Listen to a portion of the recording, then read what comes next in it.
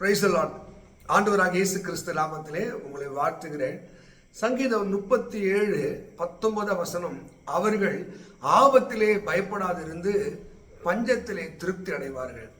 சீவர்கள் அழகான வார்த்தை. அவர்கள் ஆபத்திலே பயப்படாதிருந்து பஞ்சத்திலே திருப்தி அடைவார்கள். ஒரு பொதுவாக யார் அவர்கள்? எல்லாருக்கும் இல்ல, யாரோ ஒருத்தருக்கு பைபிள் சொல்றது. ஆண்டவர் சொல்றாரு யார் அவர்கள்? அதே சங்கீதம் 37:3 கர்த்தரை நம்புகிறவர்கள். கர்த்தரை நம்பி நன்மை செய். நீ போற காரியம், செயல்படுகிற காரியம் எதுவாக இருந்தாலும் சுயபலத்தில் சுய அறிவில் ஓடாத. கர்த்தரை நம்பி நன்மை செய். தேசத்தில் கூட சத்தியத்தை மேய்ந்து கொள். எப்படி வாழணும், எப்படி பிழைக்கணும், எப்படி எதை செய்யணும், ஆண்டவரே எனக்கு அறிவை தாங்கன்னு சொல்லி யார் ஒருவன் கர்த்தரை நம்பி வாழ்கிறானோ அவன் ஆபத்திலே பயப்படாதிருந்து பஞ்சத்திலே திருப்தி அடைகிறான்.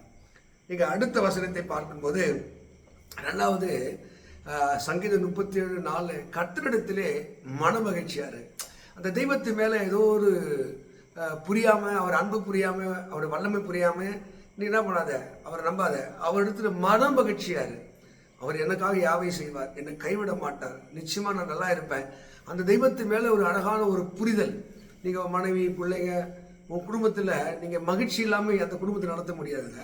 அதே போல் தான் கண்ணுக்கு தெரியாத தேவனிடத்தில் எந்த ஒரு வருஷம் உண்மையான அன்பு செலுத்துகிறானோ அவன் மனம் விரும்புது பற்றியா அதை தருவார். நீங்கள் மன விருப்பத்தை அடையலைன்னா ஏசப்பா எனக்காக யாவை செய்வார், என் ஆத்துமா ஏன் கலங்குற, ஏன் தேங்குற, நான் நம்புகிற இயேசு எல்லாவற்றையும் செய்வார்.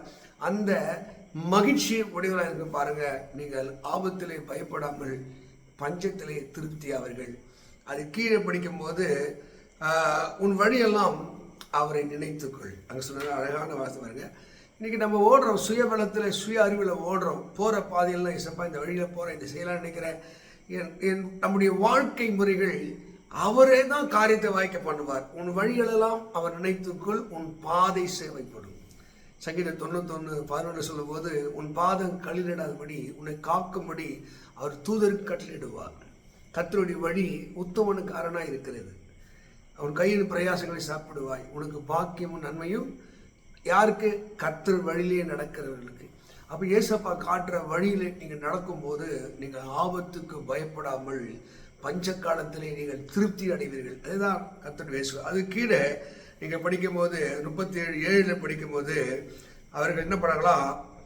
அவருக்கு காத்திருக்கிறவளாக, தேவனுக்கு காத்திருக்கிற தேவ சித்தத்திற்கு, தேவ நேரத்திற்கு, தேவனுடைய விடுதலைக்கு, தேவனுடைய ஆசீர்வாதங்களுக்கு எந்த ஒரு மனிதன் காத்திருக்கிறானோ, அவர் சித்தம் நிறைவேறி காத்திருக்கிறானோ அவன் ஆபத்துக்கு பயப்படாமல் அவன் அமைதியாய் பஞ்ச காலத்திலே அவன் திருப்தி அடைவனாக இருக்கிறான். அங்கே 37 நீங்கள் 11 படிக்கும்போது அங்கே அப்படி சொல்கிறது சாந்த குணம் உள்ளவர்கள்.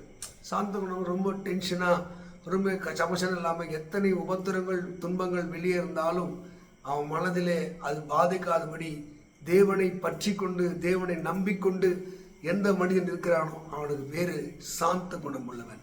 சாந்த குணம் உள்ளவன் பஞ்சத்திலே அவன் திருப்தி அடைகிறவனாய், ஆபத்திலே அவன் பயப்படாதவனாக இருக்கிறான். அது மாத்திரம் இல்லை, கடைசியா 37:12 படிக்கும் போது அவர் உத்தமனுக்குன்னு போடுகிறது. தான் நம்புகிற நம்பிக்கையிலே உத்தமம், தன் வாழ்கிற வாழ்க்கையில உத்தமம், சொல்லிலே உத்தமம், செயலில உத்தமம். எந்த ஒரு மனிதன் உத்தமனா இருக்கிறானோ உத்தமனுக்கு அங்கே சொல்லுங்க 2 நாளாகும் 19:11 உத்தமனுக்கு கர்த்தர் துணையாக இருக்கிறார்.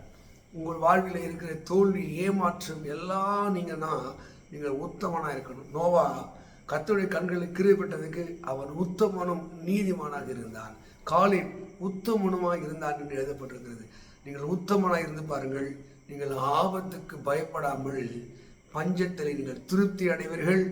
தேவன் உங்களை அழகாக நேர்த்தியை நடத்துவார். இது சங்கீதத்தில் 37:19 படி நீங்கள் பஞ்சத்திலே திருப்தியாக வேண்டும். இத்தனை விதமான குணாதிசயங்கள் நமக்கு இருக்கும் என்றால் தேவன் 1000 10,000 நம்மளை உயர்த்தி ஆசீர்வதிப்பாராக. God bless you. God bless you.